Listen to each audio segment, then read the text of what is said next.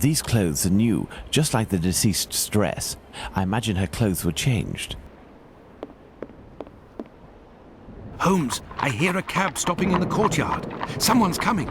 It is probably the dealers, Watson, but instead of running, what if we were to meet them, if we managed to win their trust? You are joking, Holmes?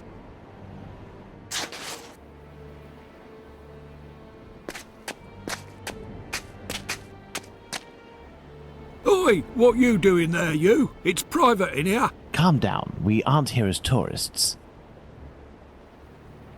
We have come to collect our packet. Oh, well then, you just had to say. I was told that you weren't no tramps, but I weren't expecting that you was... Given your get-up, I guess your boss. Yes. Well, the subject ain't ready yet. I ain't done with it yet. You'll have to come back. Well, that's, a real problem. Say, we have a personal order too, for some organs. You wouldn't know where we can find them. What type then? Kidney, uterus. Oi, I don't hack up my dollies. That's the work of an artist. But you wouldn't happen to have a colleague who might furnish this type of item? No, you can't make a copper doing that nowadays. Since the bigwigs made it easy to get stiffs, the medical schools are bursting with bodies to carve up. Docs and students have got all they need. Business is dead. For a few coppers, hospital bloke might help you out, but I don't know for sure. They'd be right in for it if they got caught. It probably just ain't worth it. I understand. And what do you do with the corpses once you're finished with them? I don't bother myself with that. For one thing's for sure, after the séance they're good for nothing but chucking out. I ain't Napoleon's embalmer. Well, if you'll excuse... You've got a funny way of talking, you. Oi, it's normal. He's a brain, you see. A thinker at that. Seize you round, old man. So, Holmes, the corpses that have disappeared from the London hospital are used during séances. Nothing to do with organ trafficking. Yes, it all suggests nothing of the kind is underway in London. In the medical world, all dealings would be visible, not to mention unnecessary. The crook we met confirmed this viewpoint. It's hard to imagine, therefore, that our Whitechapel killer perpetrated these massacres with the goal of selling the organs. What lead should we follow now, Holmes? Try to learn more about Tumblety. This squibby should give us some information, but first I must stop the journalist Tom Bulling from harming him.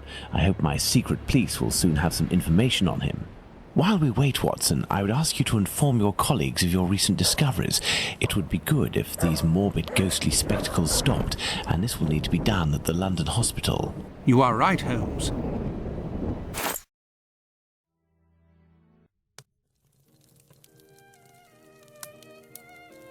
Another false lead followed by the police, Holmes? Yesterday's Times says that a John Fitzgerald, who had claimed responsibility for the murder of Annie Chapman, has finally been released. He was, it says, lying. That's of little importance, Watson. It's incredible. It's been more than 3 weeks since the murderer struck, and the tension is as strong as ever. The press won't stop talking about him, and people are still full of fear. Perhaps the killer got what he wanted, people talking about him, and has chosen to stop committing crimes. What do you think, Holmes? I doubt it, Watson. Everything leads me to believe that he is in hiding and waiting for the right moment. The area is packed with police, and that would obviously hamper his work. You think he will start again, Holmes? I have every reason to believe nothing will stop him short of his arrest or his death. Sadly, our investigation has reached a dead end, and I fear that we'll need another victim to get back on track. Yes, how awful. And what of the case of the burnt mat? Have you resolved that? Oh, that's a matter of little interest, and resolving will be of no benefit, above all to Miss Fleming. Ha! I hear the footsteps of my faithful Wiggins on the stairs. The game is afoot again, Watson. Mr. Holmes, the scribbler resurfaced. At last word, Pounce saw him racing to Central News Agency where he works. Excellent, Wiggins. And still nothing on the doctor? Sorry, Mr. Holmes. He's one sleek yank, but we'll find him. Good work. Here's something for you.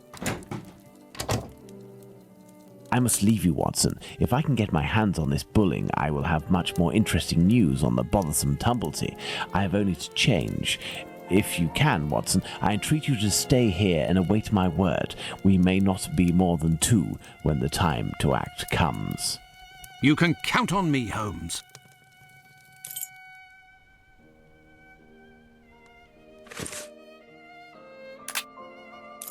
I must go to the Central News Agency.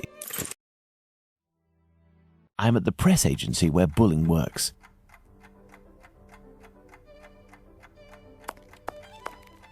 What do you want? It would be very informative to search Bulling's desk before meeting him, but first I must get rid of this bothersome person, perhaps by offering him a scoop.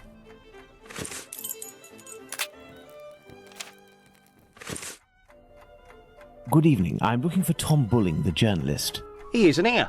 He must be sleeping off somewhere. He gave me a tip. He wanted to save a scoop for me. He always gets a good dirt, and yet when he comes in here, it's just to warm his behind. Look, he pulled his desk over the stove.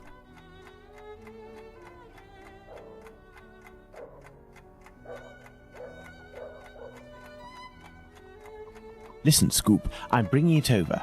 Only if Bulling isn't here, I'm leaving. Wait, what's this scoop?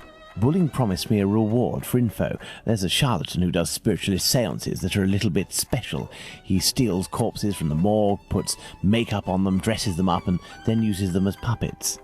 I'll give you your dues. We'll pay you if this info is true. I'll write down the address of the hideout on the crook's leaflet, but the police will be in on this one, so you better get there in time. Understood. I'll go alone. Too bad for Bulling. Hey, you wouldn't have a little something in advance? Look on Bulling's desk.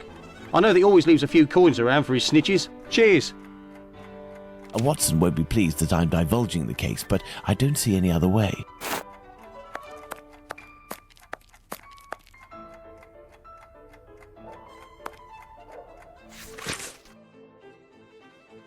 Even handwriting, yet fairly recognizable.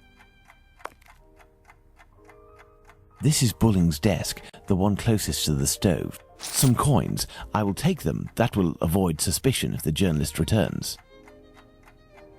This may come in handy. A charred match.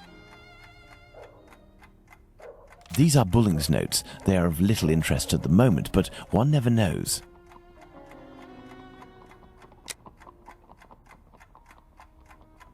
The fire has almost gone out, but the stove is still burning hot. Bulling recently used the stove.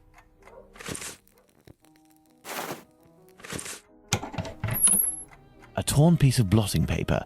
Curious, curious. It looks like someone wanted to destroy this piece of blotting paper that had red ink on it. I can make out a few more letters, but backwards. I need something to help me.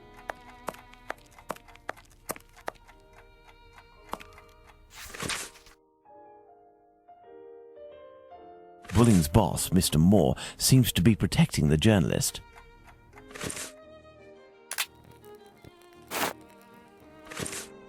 By putting this piece of blotting paper in front of the mirror, I can read what is written. Apparently, our journalist gets his information by telephone too. Sadly, the name is almost erased.